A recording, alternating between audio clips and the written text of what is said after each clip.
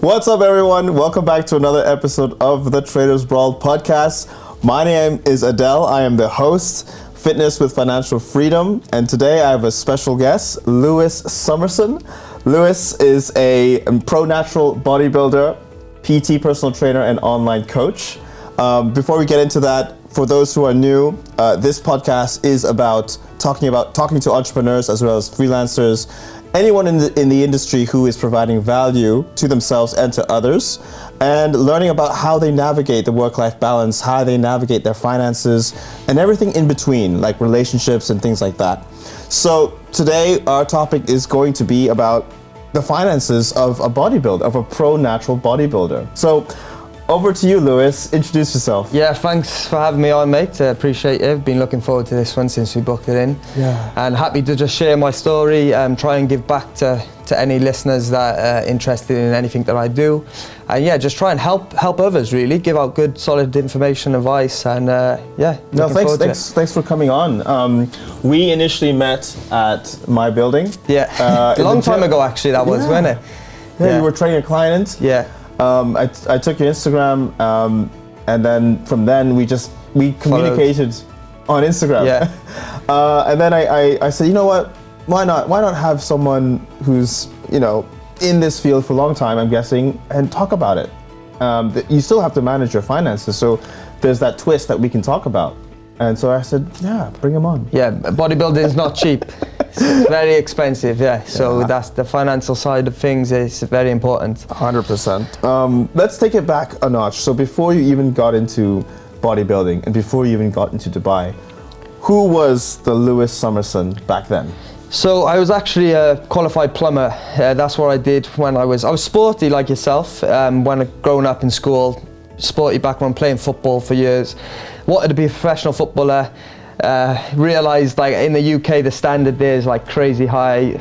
For whatever reason, that the football kind of fell apart. I always loved football, but then I thought I need a job, right? Like I need to pay the bills.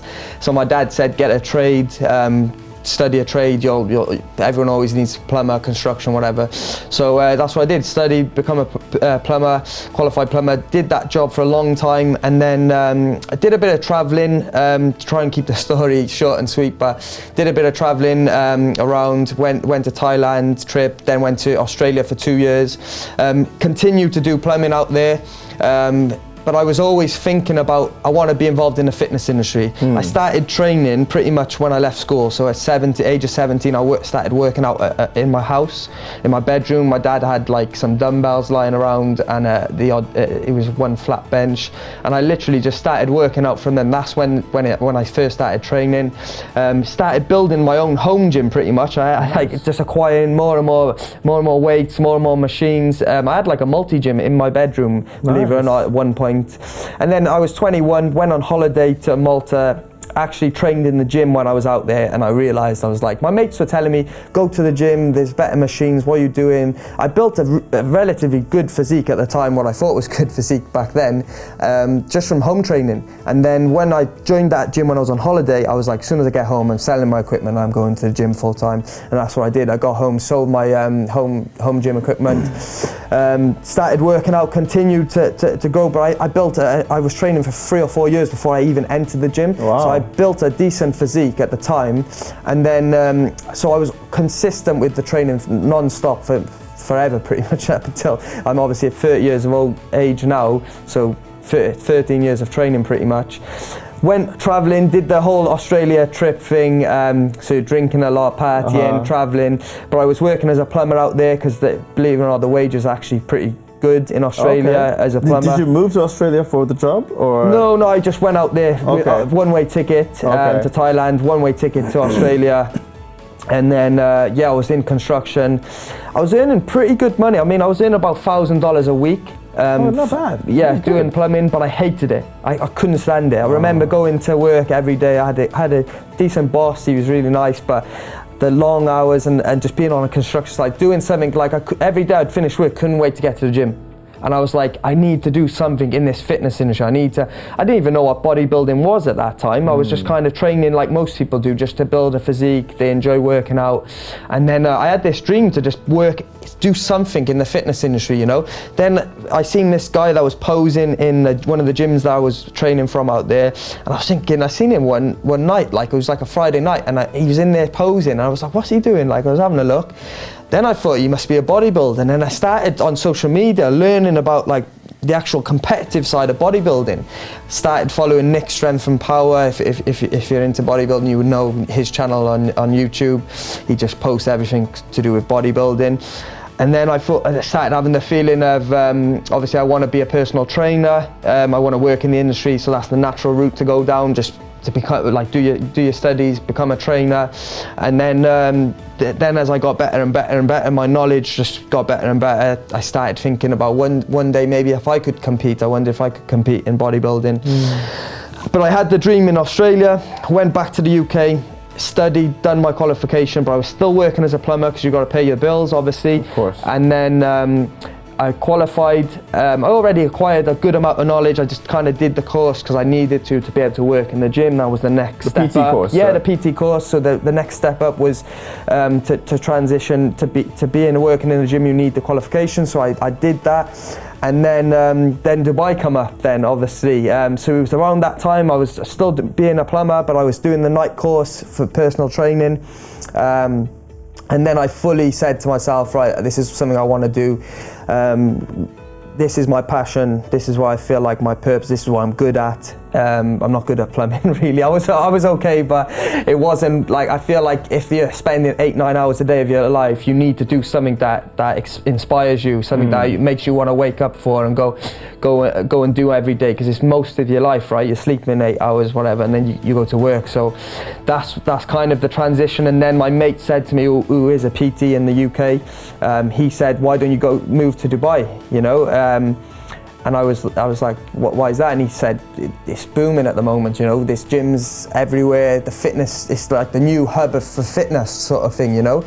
And he said, you can make really good money out there. And then that's what I did. I made the step, and I said, what have I got to lose? You know, at the time, I think I was around, must have been about 26 years of age, just like that middle phase. I'm like, what? I haven't got a girlfriend at the time, I haven't got any kids or anything, not that I know of. Anyway, and then I moved. I said, why not? Like, I did it before. I booked a one-way flight to Australia, so I thought, it's closer than Australia. Australia's so far away. Yeah, it's true. Here is like the hub. You go here when you go to somewhere like that. That's the stop in the flights that you do. So I thought it's relatively close to the UK. My mum had been here on holiday 4 or 5 times, so she said, yeah, it's a good place. Like, why not? So I just did it. Finally did it, and then I came out in February 2019. I've been here about 4 years now, and then COVID happened. Oh. So it was a perfect timing. Came out in February, and then the lockdown happened. I believe it was around late March was the lockdown. So all the gyms closed. And yeah, that was pretty much the start of the journey in my career as a coach, firstly, and then when I moved out here, I said to myself, I want to compete in bodybuilding. So I'll do a show when I go to Dubai. That was my goal at the time. Because before I moved here, I said to myself, like, I want to do a dieting phase. I want to lose all my body fat, see how much muscle I got. Because when you go into a dieting phase, you don't realize how much muscle you got until you get rid of all that body fat, and you really see what you're left with. Then it exposes you. You know, you see exactly. There's no hiding anything. Then when you got a bit of body fat on you, you look bigger. It's an illusion. But when you reduce all that, so I did a dieting phase when I was back in the UK. Looked pretty decent. I wasn't doing it to compete, but I was pretty happy with my condition. And then I said, okay, we'll go back into like a gaining phase now, and then when we enter Dubai, plan to compete, do my first ever bodybuilding prep, which is what obviously COVID happened, so I waited till later on in the year. I believe I competed in October around that time, which was my first bodybuilding show.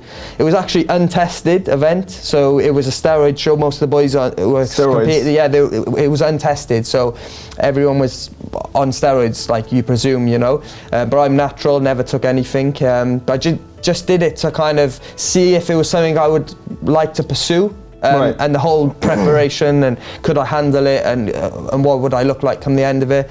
And I got last place, believe it or not. Oh, did you? There's 4 guys in my class. I came fourth. Okay. But like I said, all the boys were on steroids. So, but I was happy with my finished product. The thing I brought to stage, I was happy with. And then that's when I found out more about natural bodybuilding. I was like, there's natural bodybuilding. And the following year then, because at the time there was no natural bodybuilding shows in the UAE, in Dubai. There are other parts of the world like America, UK, some places in Europe. There was not a show out here, but the 2 guys, one guy's from Canada and the other guy, they're co-owners of the federation. They're affiliates, like the federation WMBF is from America, but they're affiliates, so a guy from Canada and a guy from the UK, actually, they live in Dubai. They set up affiliate this show in Dubai. And I didn't compete that year because I wanted the off season, I wanted to grow more muscle, so I had like a 2-year long off season, I gained a lot of weight. But then I competed again the following year then in their next show that they had. It was only 1 show per year, so I did the next show. Yeah. Wow. There's a lot to unpack there. Yeah, Let's take it down. I have this. I always ramble it's too all right. much. It's all right. I love it. Yeah, I love stop it. me whenever you feel like you need to stop me. Let's break it down. So natural bodybuilding. You're about 30 years old. Yeah. What's your weight right now? So I just finished competing recently. So I'm in a kind of 1 month, nearly 2 months into my off season now. So my weight at the moment is roughly 170 pounds body weight. Yeah. In kg? Kg. Oh, we can convert that. You have to convert no it. Yeah. I deal with pounds, see, because it's even when I coach clients, pounds. It's smaller increments. Yeah. So we're able to see what's going on. Whereas most people, like kg is not too bad. Yeah. People who deal with like stone and stuff. Yeah. I don't do that. I get clients with dealing with stone. I'm like, you got to stop that straight away. We got to get you working with pounds, you know, because we can see what's going on a daily basis, you know. No pun intended. You're from the UK. UK, yeah. Because you're using pounds. Pounds, yeah. Okay, no, that's cool. Where when I competed, I was 155 pounds. Okay. So I'm like 15 pounds above my stage weight when I'm like close to I'm around probably 6% body fat, 7% when I compete. Right. So that's how far I get. Good to know. And what body fat percentage are you at right now? Right now, I would say I've pushed up 15 pounds, some water weight, mostly body fat, maybe a little bit of muscle in there that I would regain back from the competition phase where you lose a little bit of muscle. I would say I'm around 12% body fat, maybe 12% to 15. And when you get to on the stage level, what percentage are you normally on? Yeah, normally, like I said, I would be around 6 to 7%. 6 to 7%. I mean, like if you look at my Instagram pictures, some of my pictures, like my glutes are like shredded glutes, you know, there's no body fat there, there's lines in my glutes, you know, there's not much left on me, you know. It's tough to like fully... For demonstration purposes, can we just see your arm? Just your arm. Just you've been asking one me arm. This. Okay, look at that. The off-season bicep flex. Look at the lines. I'm wearing the off-season top, but then I'm trying to hide it, but he wants me to lines to show and veins. Lines and veins all over that My arm. arms stay pretty lean, so like most of my body fat, when it comes back on, it goes goes here. It goes midsection. Everyone's the same, right? Most people are the same. Midsection, lower back area, the side of your hips. Yeah. That's where the body fat goes on. Love handles. Yeah, like even in my off season, my shoulders are pretty lean and my arms are pretty lean. So it's good, right? Like you can hide the abs. You can hide, cover them up. You're wearing it. Cover them up for 2 years until you compete again, and then you can reveal it. All your hard work. Then you know, come the end of it. So brilliant, really, really good. I want to now ask a little bit about. So when you moved to Dubai. Yeah. Before you moved, and obviously COVID hit in March. Yeah. How did you navigate that when you moved in February? So my plan coming out here, obviously, the thing in the industry is online coaching. It's massive. That's like any industry now. It's like you make more money online, you reach more people. Social media that's the way. That's what everyone wants to do, transition into. But I knew that I had to gain experience. Like I had experience. I knew like I had the knowledge, but this experience with. Teaching people in person, right? That one-to-one communication with people, getting on with people, getting to know people, being there on the gym floor. I needed to gain, like I've trained my whole life up until like since I was 17. But when you're a coach, there's the difference. I knew like I'm going to be a very good coach, but you had to prove it. I remember like once I had a friend who I was living with in a flat share out here, and I had no clients at the time when I first moved out, obviously, and he was saying to me, we would talk about it, and he knew I had the knowledge, right? But one day he said to me, he called me out my BS, like he said you're not a good coach, you're terrible, you're rubbish. And I was like what? And he was trying to, he was in a way, looking back now, it was a good thing. I was pissed off though at the time. I was like, what do you mean? I got all this knowledge, been training for so long, been involved in this industry for ages. I know what I'm doing. Like, he's like, you haven't proved it. He's like, you haven't coached anyone. You're not coaching anyone. You've got no clients. And he was right. Like, you have to prove it, right? You have to have that experience, that first-hand experience. Right. It's no good thinking you got all the knowledge. Go there, get in the trenches, train multiple different clients, see what works for some people, see what doesn't work, and that's what he was kind of pushing me out of my comfort zone to kind of, and I knew that the next step was, I was trying to do my like own thing, like work for myself, build clients up. It doesn't happen. It's not like you want it to happen straight away, like anything. It doesn't, it takes time, you know?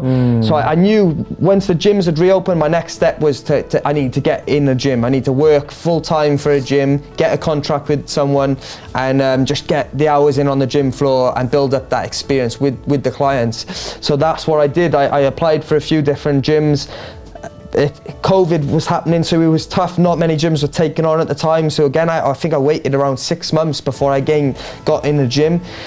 It seemed to all boom at Dubai though. It was like that 6 month period, then it was no gyms were taken on, and all of a sudden, like I had like 6 gym offers at the time from all different gyms in Dubai.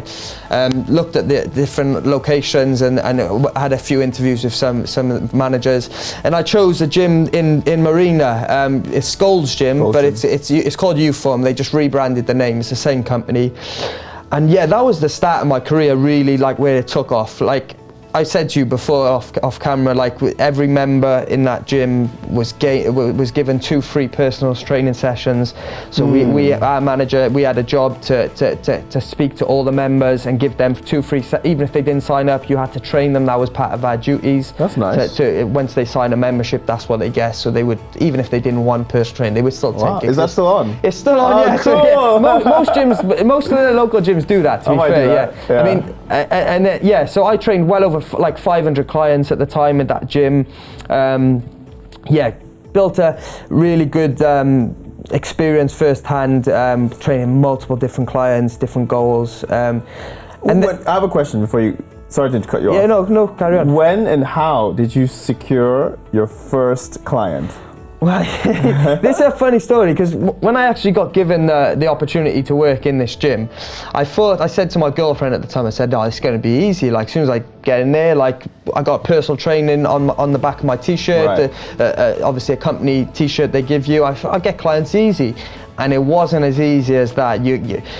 I don't know if they sensed like that I was like kind of new to personal trainer, or there was a bit of desperation maybe on my side that I needed clients now, I wanted to get, because you're under pressure from your manager. Of course. You got to kind of carry out these numbers. And the first 3 weeks, believe it or not, I didn't actually gain my first client, and I just kept at it. I mean, there was trainers I was working with that in the same location, they were quitting. There was a few people that started at the same time as me. After a couple of weeks, they left. But I knew I had the knowledge, right? I had the confidence in myself and my ability. It was just a case of like, it will happen when it's meant to happen. You just got to keep doing your free sessions with clients, showcasing your knowledge, and eventually it's all going to pay off. And on that 3rd week, then I gained my first client, and then it kicked off from there. It was literally like, I think I had like 6 or 7 clients within the following week. Then they all signed up, so I had a good roster of clients then, and it just grew from there. Like just more and more clients come on board, and yeah, it took off from there. And then that takes me up to when I was saying about transitioning. Going freelancing and working for myself. Yeah, the first client's always hard.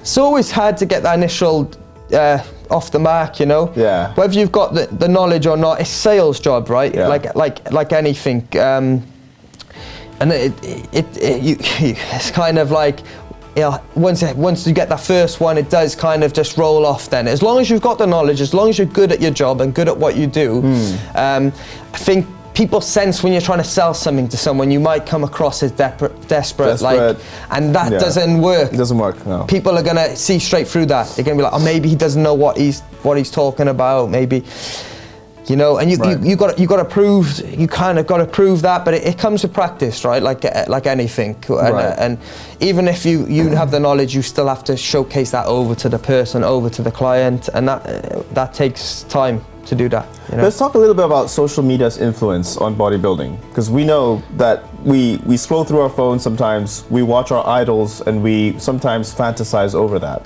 Yeah. Before we get into that, before you got into Goldsmith. Gold Gym. Oh, sorry, Gold Gym, sorry. Yeah. Did you have a social media presence to showcase to them? No, like I've always had social media. Okay. Even now, I would say I don't have much of a presence, like on the scheme of things, like compared to what's out there, the amount of following some people have and stuff.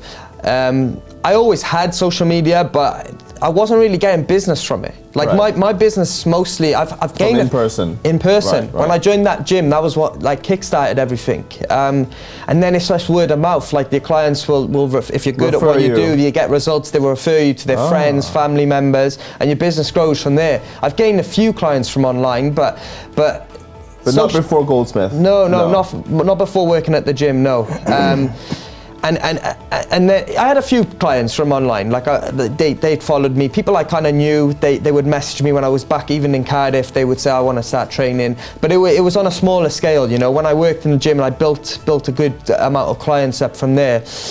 But the thing with social media is everyone is doing it, right? So it's like there could be some people on there that are good at marketing themselves, but they don't actually necessarily have the knowledge or the experience. Right. But they're so good at that marketing that for someone that, like, if you're looking for a coach or a trainer, you're not going to know any different, right? Like, that's why you're looking for a trainer. You realize that, okay, I want to get involved in this. I want to grow my physique. I want to lose body fat, but I don't know what I'm doing. I don't know right or wrong. Yeah. So if they're on social media scrolling through and they're following certain people, they might come across good information, which is amazing. It's free. It's like, that's the good thing about social media. But what happens if they come across maybe less good information that's going to send them down the wrong path?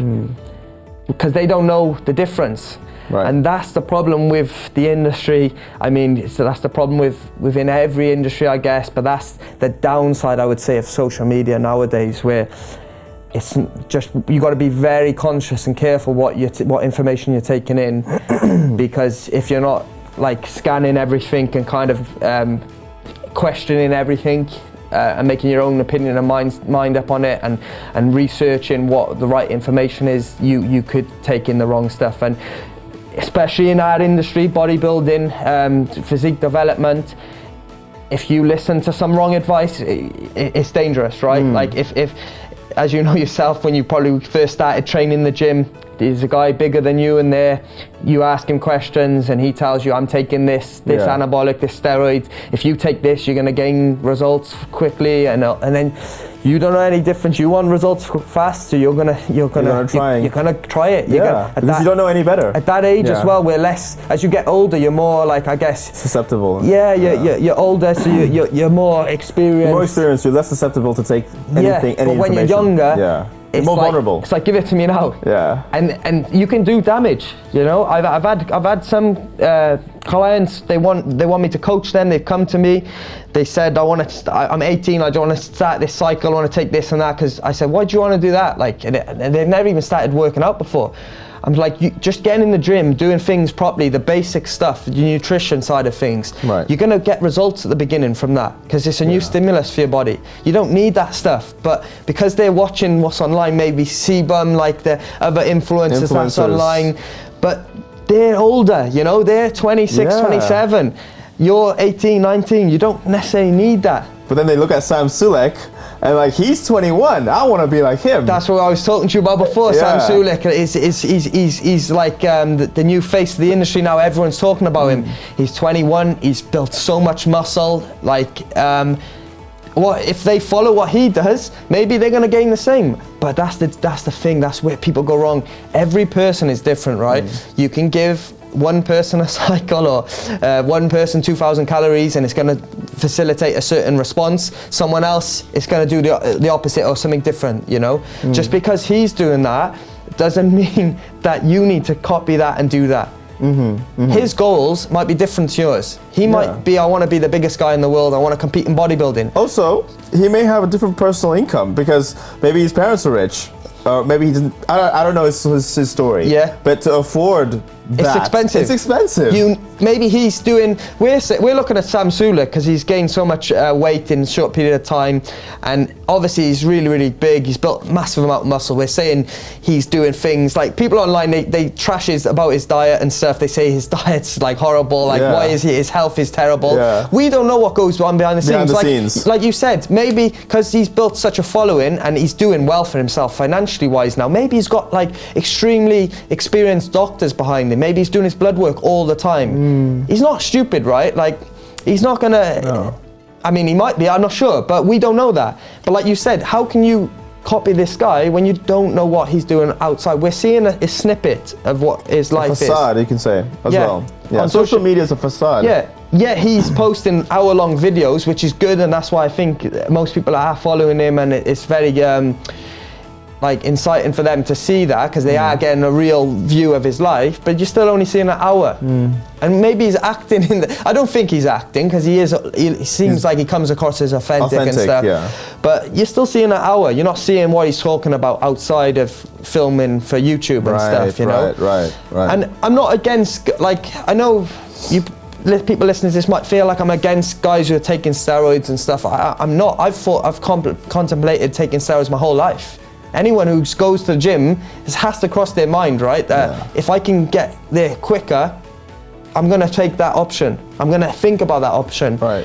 I'm not against that. I'm just against like the lack of knowledge. Like if you're gonna get involved in this, or if you're gonna be a part of this industry, you're gonna aspire to look up to people that have more muscle than yourself, just think about it. Like, I'm 30 years of age, I've been training 13 years. Don't look at yourself at 18 and think, oh, I'm miles away from where Lewis is because he's got so much more muscle than me, I need to catch up. It took me 13 years. You don't need to rush. If you're 18, 19, you don't need to rush.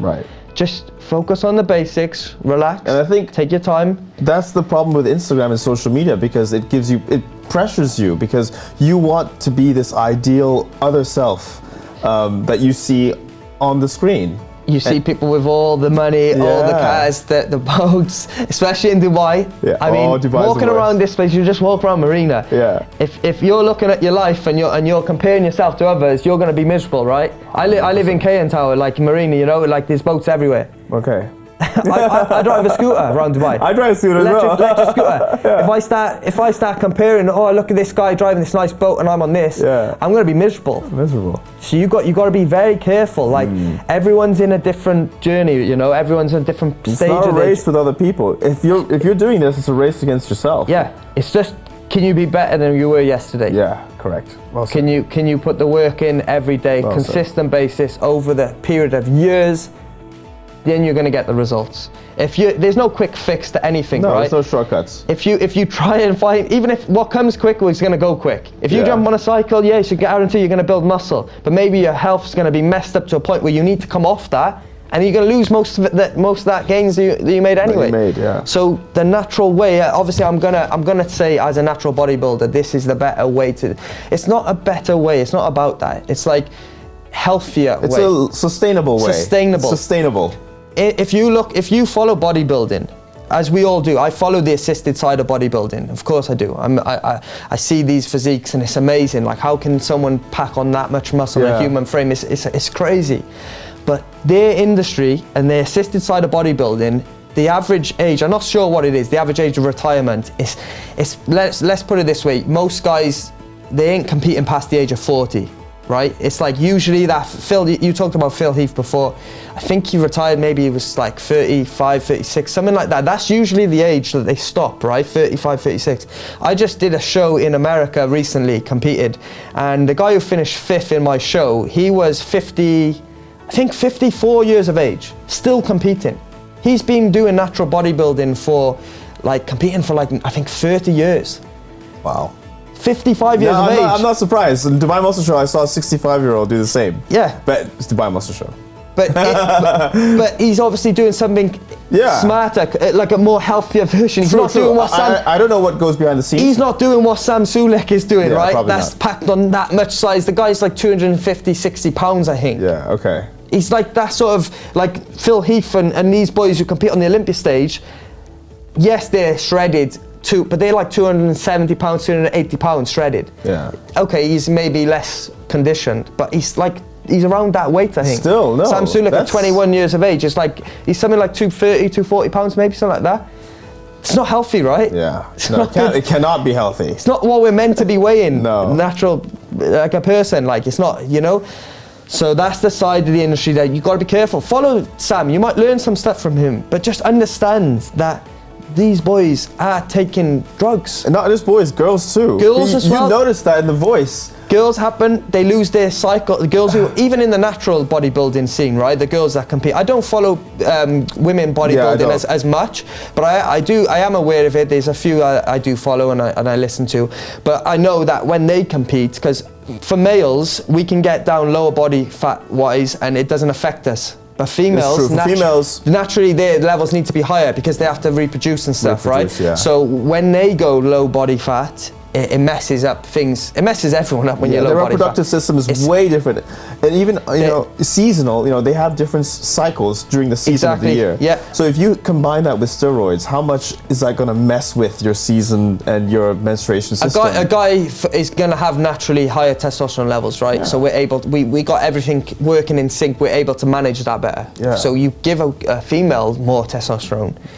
You're playing with fire. You're playing with fire, yeah. I mean, even guys, you're playing with fire, but even women more so, and girls also suffer from a syndrome called PCO. I don't know what the full is, but it comes from, the side effects are hair loss, periods coming late.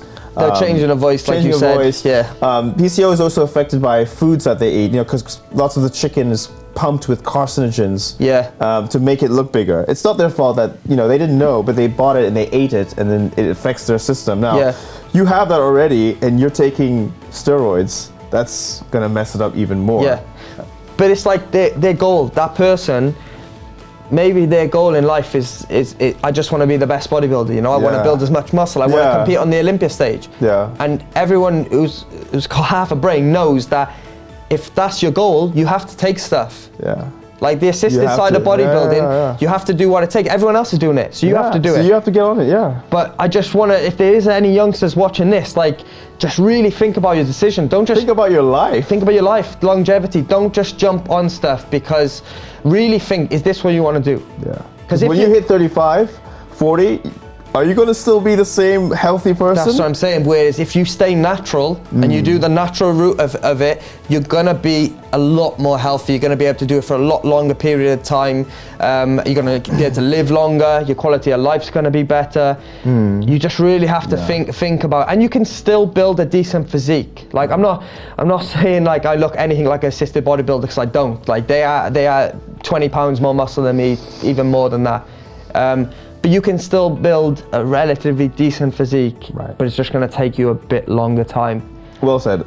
Going back to your life, before you went to Gold Gym, right? Because I was talking about social media, not from a client's perspective, but from a gym application perspective. Did they take a look at your social media? Did that have any impact on your application or not? So I did my first bodybuilding show, like I said. So before Gold's Gym. Okay, okay. So I had some stage photos that I had, and I put that on my CV. Okay. So they did. The manager, when he seen the CV, the physique. Yeah, he seen the physique. He obviously said, "Oh, this guy obviously knows what he's doing." Okay. And that's maybe got me in the door and for them to speak to me. So it probably did play a little bit of influence. But the funny thing is about my industry is like most of my clients, most people that I speak to in the gym, their goal is not to be a bodybuilder. Their goal is just to build a decent physique, look good with your shirt off, reduce your body fat, look good with abs on the beach. That's most people's goal, right? Yeah. Like most of my clients, like pretty much all of them, I've had the odd client that wants to compete, but most of my clients are lifestyle clients. So their goal is not like my bodybuilding career. Let's say it's more like my hobby. It's like it's like my passion. I like you say you were a bodybuilding fan. I was before I became a bodybuilder. I was a bodybuilding fan. I was watching shows online and following the great bodybuilders like Phil Heath and all the rest of them, the history, looking into the history, and then it's a hobby. Yeah. You don't actually get, there is money that like if you win shows you do get a small, but it's a small amount.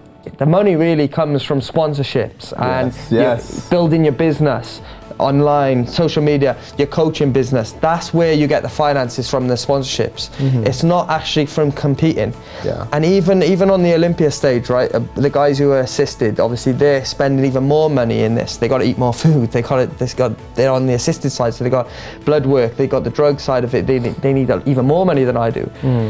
They don't actually earn that much either for winning. I mean, Chris Bumstead gets 50 grand, I think, for winning. For winning that stage, he one show a year, he's the best in the world. He only gets $50,000. No. Compared to Mr. Olympia.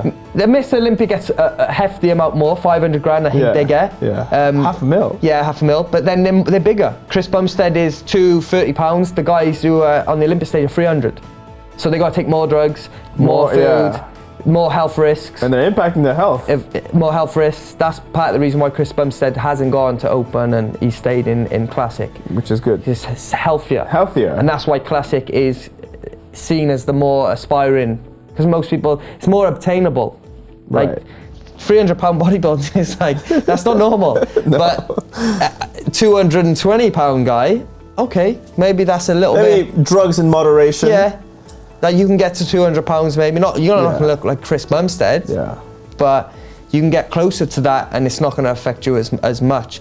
But he doesn't earn that much money from that. That's why he created, he's got a YouTube channel, multiple businesses. I think he's got his own supplement his company. name is now he's huge. Yeah, he's a Instagram sensation. Like 8 million followers. I think he's got. I think so.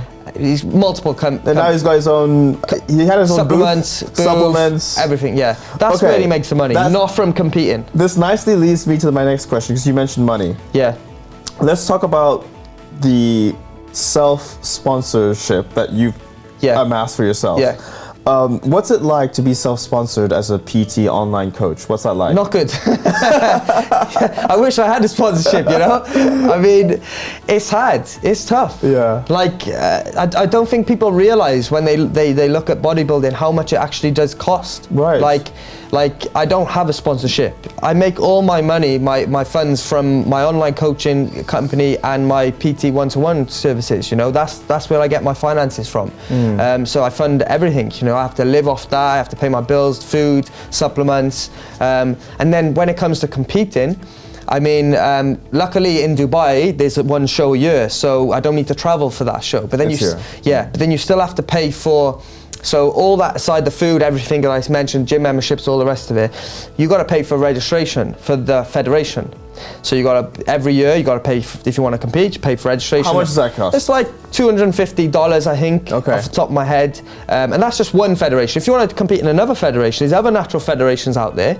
The WMBF is seen as like one of the best, the elite. That's why I choose to compete in that federation. It's the most respected, I would say.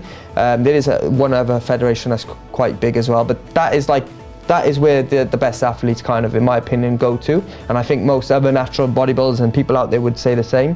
But so yeah, you're looking at $250 registration. Then you have to pay for the show itself. It's like another. That's a separate fee. That's a separate fee. That's another like $150 maybe to enter that show, maybe $200 again. And then you've got your. When you say show, you mean like welterweight, featherweight? Yeah, so whatever category you're in. Yeah, you'll be put into your weight class on the day. But to pay to be able to compete, you got to pay as well, right? Of course. And then you got your lie detector test, which is $70, I think. So every show you do, you got to do your lie detector test to test if you're natural or not. That's $70. And then you got your tanning. That's another $100, which you wash off straight away after the show. Does not come with Tanning does not come with this, so that's extra $150. $150. Get the tan, then you wash it off as soon as you're done on the show. And then you got your stage shots, your professional. There's a photographer. You gotta pay for those? Yeah, you gotta pay for those as well, and that's not cheap. That's another $150 there, and you're not gonna compete. You're not gonna do a dieting phase 3-4 months and not get the professional shots. You gotta get it. You might as well. You have to go. You can't take cameras in. They don't allow you to take cameras in. You can take iPhone stuff, but no. They gotta make their money as well, right? Like you gotta think. Like I mentioned, the guys who got the federation here, like.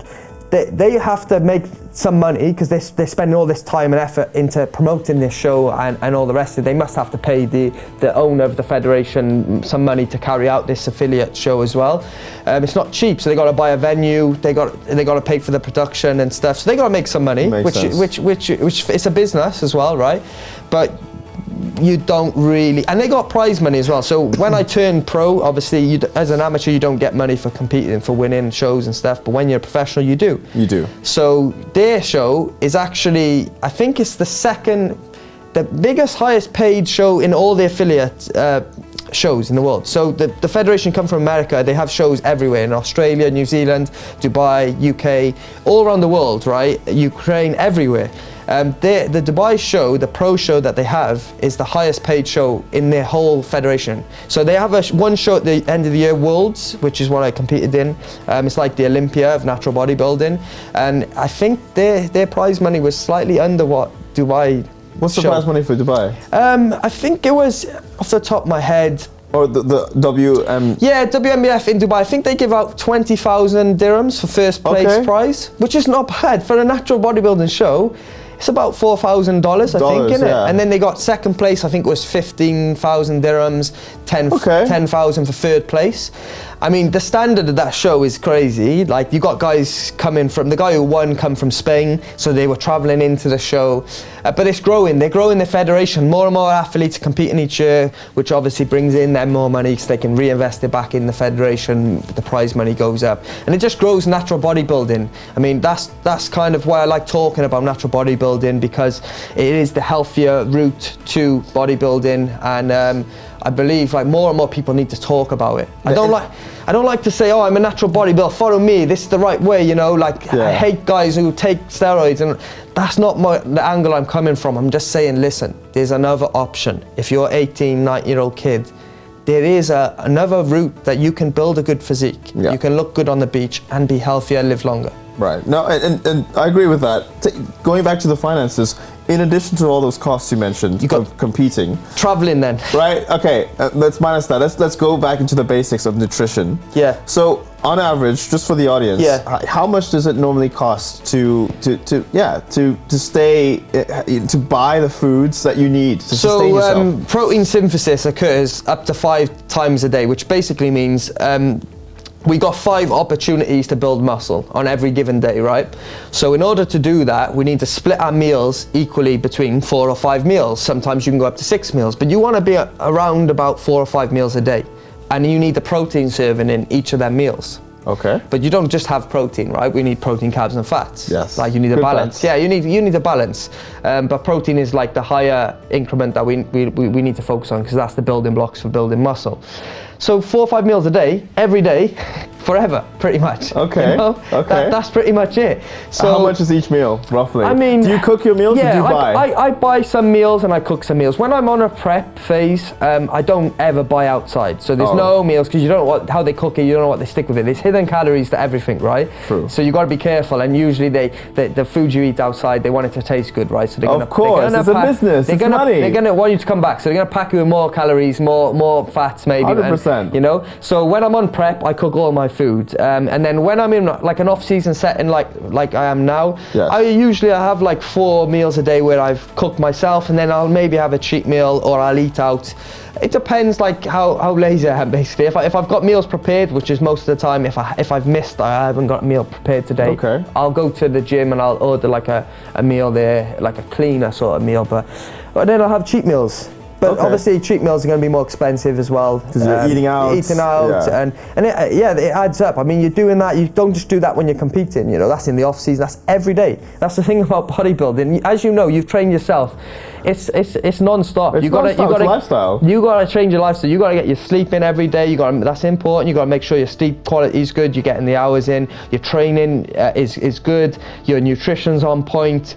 Your supplementation, even if you're natural, you need to be on a good supplementation. Yeah. I also do my blood work, believe it or not, as well. Even though I am natural, I like to see what's going on. So you do blood tests? I do regularly? Blood tests. How regular? I would say like every 6 months or so. Okay, that's fine. Yeah, like I like to kind of do it when I'm at my heaviest body weight, just before I start going into prep for a show, and then I'll do it at the end phase when I'm just at my leanest. I like to compare, and what happens, this is personal experience and for clients and for everyone, we know this, your testosterone levels will decrease rapidly when you're in a dieting phase. So when your body fat, if you go to like 10% body fat, that's like still a healthy range, but when you're competing, we're trying to get fat free, right? So you're sending your body down, and your body at the later phases below say 9%, 10% body fat, your body is like in reserve mode. It's like we ain't got energy to reproduce or anything, so your testosterone will decrease. Right. You have to supplement. That's when you supplement. Is that right? No, we don't have. It's a natural. We don't have.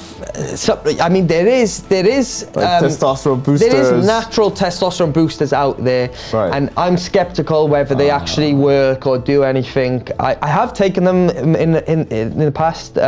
It's not against the ban list. There's a ban list when you compete as a natural bodybuilder, and you make sure there's nothing on there that you're taking. But the best thing to boost testosterone levels is good sleep.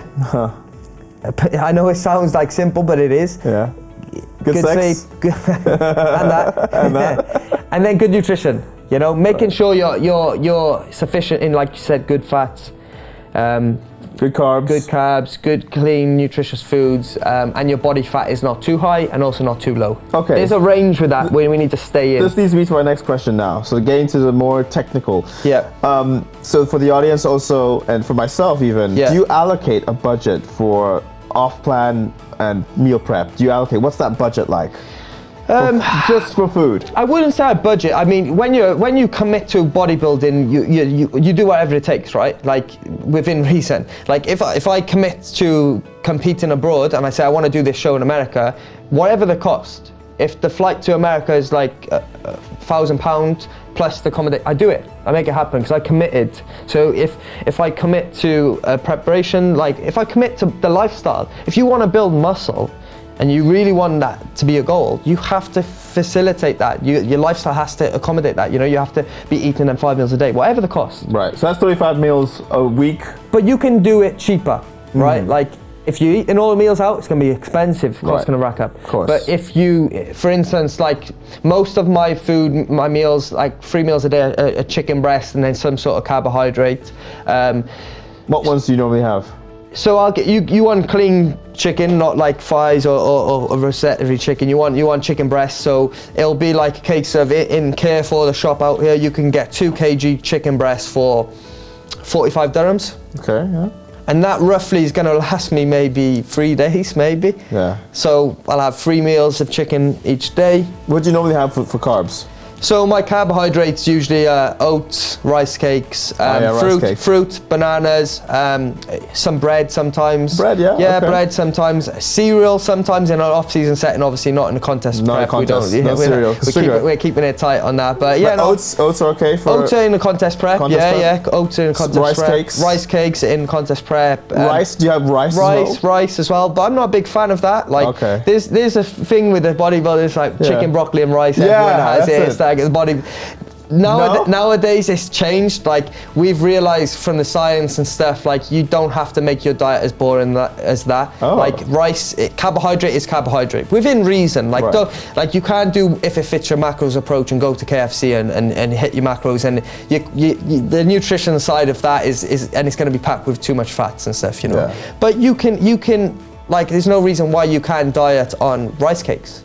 It's carbohydrates. It's still relatively clean carbohydrates. Yeah. So I get rice cakes that taste better than rice. Sometimes I'll have rice if I'm feeling like it. Potatoes, another one I'll mix into it. But that's the thing. It's like keep your diet. I do this with clients also. We want the diet to be like have variety to it, you know, where it's sustainable then. It's not like we're hating our life and we're miserable, because you'll do it for a week and then stop, right? You do it for a month and you need to keep up the appetite. You need to keep it interesting, you know, it's about longevity. But in contest mode, there's no cheat meals. There's no cheat meals, Zero cheat meals. At the beginning phase, I may sprinkle 1 or 2 in, but like cheese, maybe?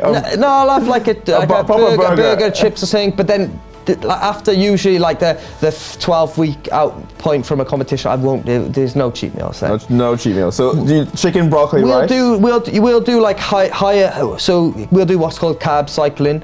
So you'll do like 3 days where 3 or 4 days, like we'll do low carbohydrates from the diet, and then we'll add a high day in, for instance, like where to make up for the 3 days, or no, it's kind of like it resets your leptin levels. Leptin is a hormone in the body that like regulates with the fat loss and stuff. So if you just diet extreme too harsh, you're gonna crash all your hormones, right? It's just not good for fat loss even. So you kind of have to balance that out, and there's many ways to do that. But a good way of doing it, like I said, is carb cycling. So you'll have lower carb days for multiple days in a row, and then you'll have 1 or 2 days where you increase carbohydrates. So let's say your carbohydrates are around 150 grams in a diet in day for multiple days, then you would go and times that by like 5x or something. So you do like a day where you're doing like 700 grams of carbs in one day. You keep it clean though, still the same foods you're eating, but just more of it, you know. I see. But if you're trying to get 700 grams of carbs in, it's tough to get that from rice, potato, and just rice cakes. So we might add that, like a little bit of like sweets, like stuff that you're not typically eating on a diet in day, but it's still within means. And you're just resetting, you're basically filling out your glycogen stores, right? So you'll have a burst of energy on that day, and then maybe a few days after, which is gonna help the dieting phase. You have more energy in the gym, be able to train a bit better, recovery's a little bit better. Your muscle glycogen stores are filled out, and then you go back into the deficit. If you just diet, your body will start like fighting against you, basically. So you have to have cycles. Exactly. Okay. And there's many ways of doing that. Like now compared to on season versus off season, what are your daily calories like? So I'm one to like not really track intakes as such. Like I go off scale weight and like body composition.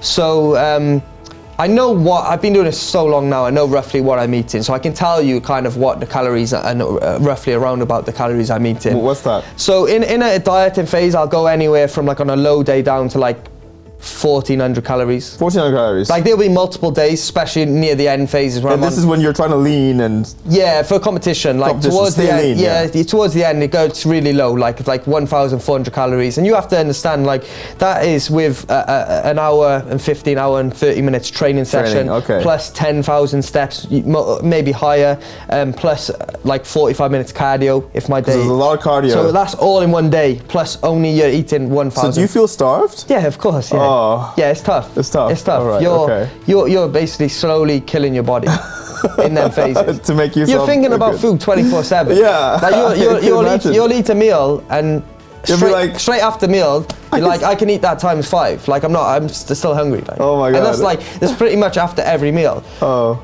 And then the high days are obviously nice because you're having more carbohydrates and you fill out. And so off season, off season, I'm going up to like, I mean, a day if I decide to really cheat the system and push it, which does happen, I'll go 4,000 or 5,000 calories. Okay. So you can have multiple burgers. Yeah, like what if you wanted to go for off season but protein off season, like high protein? Like if I'm going for like let's say a typical off, that's that day with 4,000 or 5,000 calories. It doesn't happen often. No. Maybe once a week. Yeah. Twice a week. A typical day. A typical day, I'm probably out knocking around 2,500 to 3,000 calories. Okay, there we go. Yeah. Okay, I'm getting some numbers in my head so we can give that to the audience. Yeah.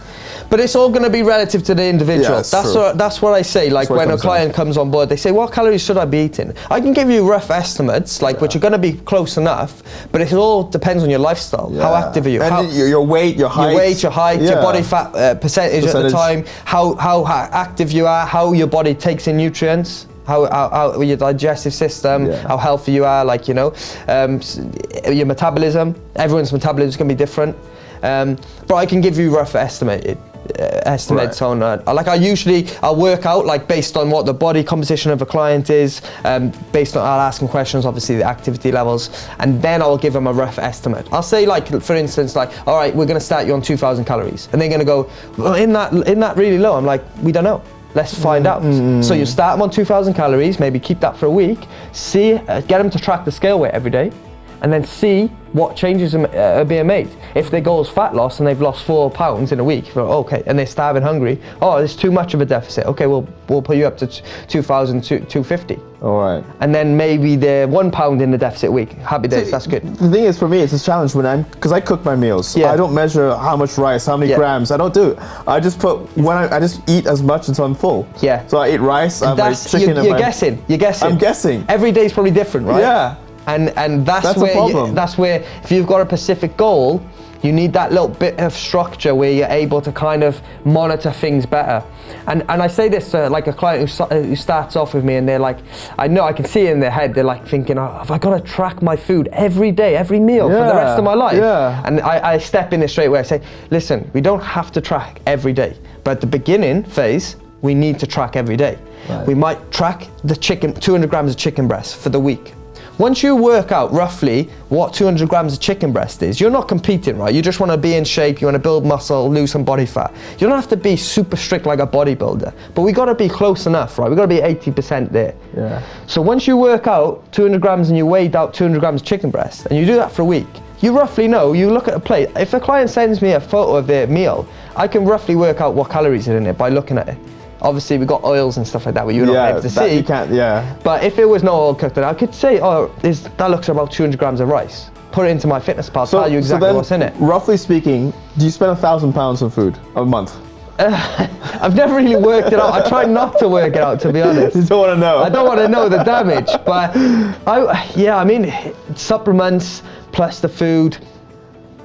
Yeah, I'm probably doing like, I would say £80, £100 a week maybe. I would say about £500 a month, yeah. Okay, that's a good budget to allocate.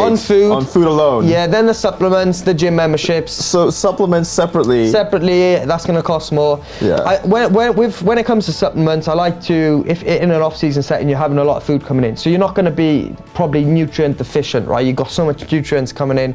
Whereas in a contest prep phase, less food, going to be more nutrient deficient. So I'm bigger on supplements then. I think like the pharmaceutical industry is like massive, as you know. I think like a lot. You walk into the shop and everyone, the guy will try to sell you everything. Right, yeah. Your list of supplements could be like about 500 long, you know, if you're not careful, and you could go down a rabbit hole. If I'm taking this, I need to take this and this and this. Oh my God, so I like to keep supplements, like, supplement is what it is. It's supplement your diet and your original plan, your training and all the rest. It's to add on.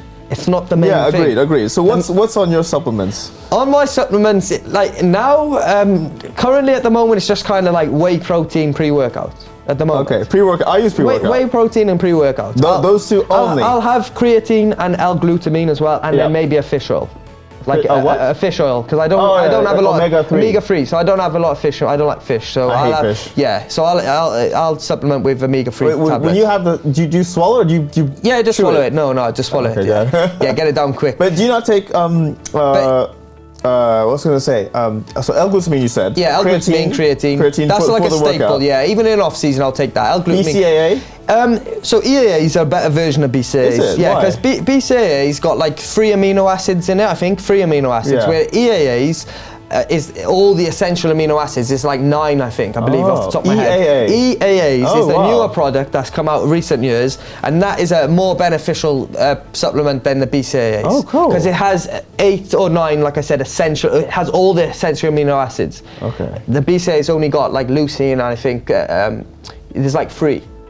In there. Yeah, there's 3. I can't remember. But I do recommend that. Again, like I said, if I'm in an off-season setting, I don't need that as much, right? Because I've got so much amino acids coming from my food that I don't need to supplement that. I see. But in a dieting phase, that is something that I definitely swear by. Where every session that I'm doing, I will take an EAA supplement when I'm working out. So I'll sip on EAAs or BCAAs, whatever, with water in the gym. Okay. Because the other thing, I should do it in an off-season setting as well, to be honest with you, because even though I'm having high food, it's convenient, right? It tastes good. You can drink it, it's fast absorbing. You can drink it while, like, if I'm not gonna be eating a banana as I'm training or eating a chicken and rice meal as I'm working out, but EAAs, we can have that in a form of a drink, fast absorbing, and drink it while we're training. But it's not a meal replacement, is it? Or can it be? I wouldn't say that's a meal replacement. A protein shake would be, like an actual whey protein shake. I would say that's like a insurance policy, let's say. Okay. And to add in, when we're breaking down our muscle tissue in the gym, we can give our muscles some fuel. As it's like kind of topping the gas up in the car as you're working out, as you're driving along, which is definitely effective, and I highly recommend that supplement as well. Brilliant. Have you got any others that you're thinking about? I've got L-arginine. L-arginine for blood flow. Yeah. I use that before gym. Yeah. Just to improve the blood flow. It relaxes your arteries. Yeah. So I think L-arginine is in most pre-workouts as well. Anyway. Right? Yeah. So like you're gonna if you want it to supplement higher dose amount, you can definitely do that. But I use creatine, L-arginine, L-glutamine for recovery. Yeah. And that's it, pre-workout. Then vitamin D is another good one. I like to, obviously, believe it or not, I do my blood work. Even being out in Dubai, we don't use go out in the sun much, right? It's too hot in the summers. You're mostly indoors. Well, when I'm on my scooter. Yeah, but it's very short. Yeah. And even when I did my blood test, I was deficient in vitamin D. Believe it or not, yeah. Okay. So that's something like, unless you're getting sunlight. That's something I need to do. I need to see where am I deficient at. Yeah. And then make up for it. Blood test. Check. Yeah, your blood's done. A full blood panel. You see what's going on, and then the doctor will give you advice as well. And again, like, try and keep your supplement list small. Get most of it from sleep, good nutrition. You don't have to worry so much about the supplements. But if we can add that 1% here, 1% there, it makes everything better then with your training. You're just optimizing better, right? You're gonna build muscle quicker. You're gonna recover better. And it's just gonna, but don't go to spending loads of money on loads of different, focus on your training, stay focused. Do the basics, train hard. So much stuff out there. There's so much stuff out there. Everyone wants to sell something to you, right? Everyone wants to make money. The basics. Yeah. Think about years ago, they didn't have all these supplements. Yeah, true. Did they build good physiques? Yeah. Arnold Schwarzenegger. Yeah. I mean, he's like ultimate idol. They built good physiques back then. They really good physiques. They didn't have the social media. They didn't have the fancy gym equipment. Nowadays, they got machines for everything. Every single thing. Back then, they had the barbell, they had dumbbells. Yeah. They had one of the lat pull down machine. So this reminded me of something. There's a rule that I learned from another PT that says when you're training, there's a rule. You start with machinery first before free weights, because the machinery gets the structure, gets you warmed up. Do you do that? That makes sense what he's saying, because obviously you need to get your joints warm. Right. When we're on free weights, anything can happen. Yeah, higher risk of injury, higher risk of going to the joints. So it makes sense what he's saying. Like jumping on a machine first, you're in a strict environment. There's less room for error, let's say. So you can get a good connection to the muscle and then go on to my kind of style and structure of training myself and clients. I train my clients pretty similar. It's the same principles apply how I train myself. I mix it up. I like to keep things interesting. The same like I talk about the diet, it's the same with the training side of things. As long as every exercise we're doing with correct form and good intensity, we're lifting the correct weight, not too light, not too heavy, the correct weight for stimulus, and we're going close to failure. That's the most important thing. But I'll mix it up. Sometimes we might start with a machine, sometimes we might start with a free weight. So yeah, if the weight's like light enough. Yeah, but I'm a big advocate for combining the two together. I feel like there's a lot of people, I'm in the machine camp, I'm in the free weight camp, like the old school bodybuilders. Yeah, old school. We don't need machines. Some will say I'm all for machines. If you go and train in Banous gym in Dubai, a lot of steroid boys there, they're all on machines. And they do fast pace stuff. There's only one squat rack, I think, in the whole place. But you think about it, right? If I'm 17, 18-year-old kid and I jump on steroids, whatever I do, I'm going to grow. I'm going to build a lot of muscle fast, right? It's going to happen. With machines. Whether you use machines or free weights, you're going to build muscle, yeah? Either way. So if they started on machines and they built muscle because they were on steroids and they built it really fast, they're going to think in their head, there's only one way to build muscle, and that's machines. Whereas if they would have done it the natural route, you would have actually realized and learned that both things are effective. Yeah, okay. If I'm exhausted and pre-exhaust from 2-3 exercises in earlier on in the session, what's the next best alternative? Let's go on a machine where I can heavy load it in a safe environment where I'm not going to get risk of injury, I'm not going to hit my joints more, and then we can go on the machine then. Right. So the machine has its place at the beginning or the end of the session. Well, thanks for that. We do need to wrap up. I've got 2 more questions. Have you ever considered using cryptocurrencies as a form of charging your clients for your work? Yeah, for sure. I mean, like I said previously, like crypto, I've dabbled in it in the past, bought some Bitcoin and stuff. It's obviously here to stay. It's got a future of currency and payments and stuff. So 100%, if it's an easier, faster way to make payments, and there's no add-on costs, and you can charge people for all different countries and currencies and stuff, I mean, that's the best. That's the best. If it makes life easier to take payments, of course, any business gonna do that, right? I think we just need to let time play out and see where, I don't know if many PTs are doing this, so you might want to take your time before you accept it, because what if, they make a transaction, you don't get it for some reason, and you don't get your money, and they said, well, I paid. I think it's just like confidence in the system, right? Confidence. Like, we know that it's going to be here to stay, but the more it needs to be more accessible for people, for clients to, because money is it's money. It's a difficult subject, isn't it? Like, it's sensitive. Just getting people to pay stuff is difficult. So, but the more confidence that comes to that industry, like I think everyone's going to be doing it in the future, right? Like, we're all going to be paying through. There's not going to be any cash anymore. Like, it's probably just going to be you're going to have a chip and pin in your hand. It'll be an implant here, won't it? And it'll just be like now we use the watches, it's going to be an implant there, and it's going to be like that and go, it's not going to be cash. Paper's gone out of, all going to be gone, because it's a fight against money laundering. Like I said, it's not my fault. Like, I've dabbled with the investing side of it, but you're still bullish on cash. But I'm all for that side of things. Okay, like, if brilliant. it's gonna 100%, it's the future. It's the future, Final question. What is next for Lewis Summerson going forward? 2024, 25, what's next for you? So this next year's off season, I'm not planning to compete at all. Okay. I've been competing the last 2 years now, so I push up body weight a little bit, but then I go back into dieting phase. You need some time for your body to recover when you've gone really low body fat. So my goal now is to try and focus on building as much muscle as possible in the next year or so, and potentially I'll compete in 2025, like mid-summer, go back to competition prep then. So my goal now going forward is obviously focus on my training as I always am with bodybuilding, but it's a little bit more of a relaxed lifestyle where I can have more meals off plan, more meals out, and be a bit more flexible.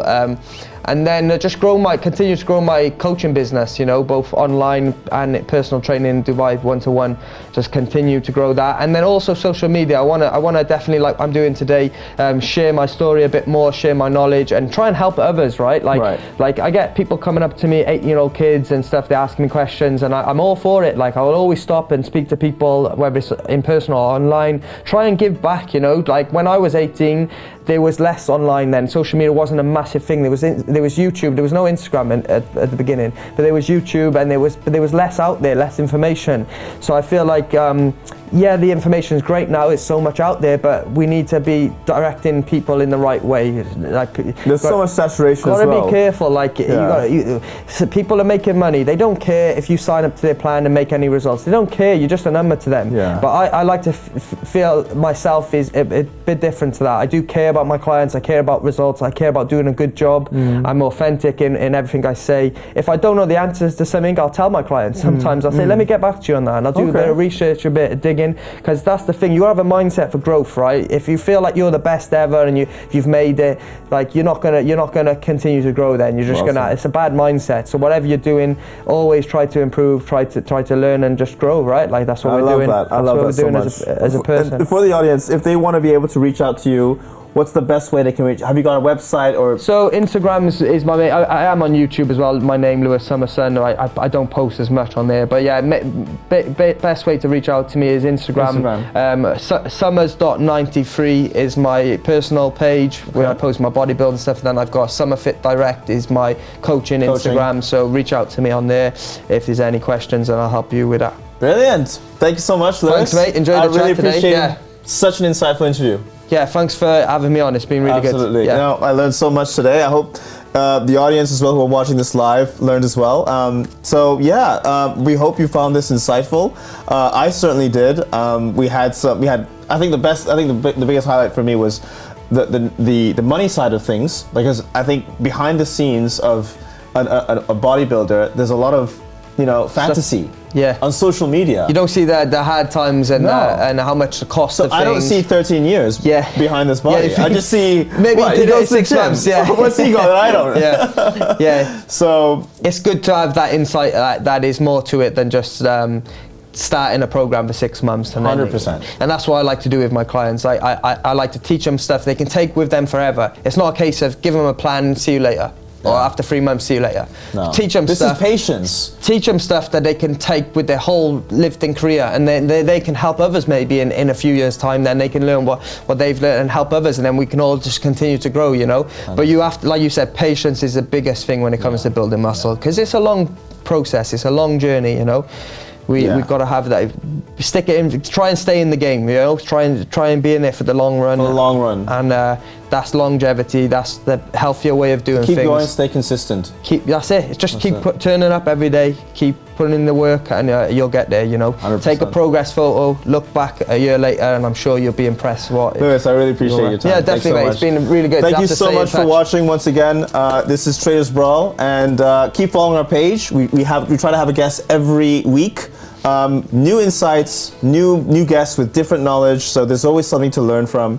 Thank you so much for watching this space. Keep following us, and we'll see you next time. Cheers. Peace out.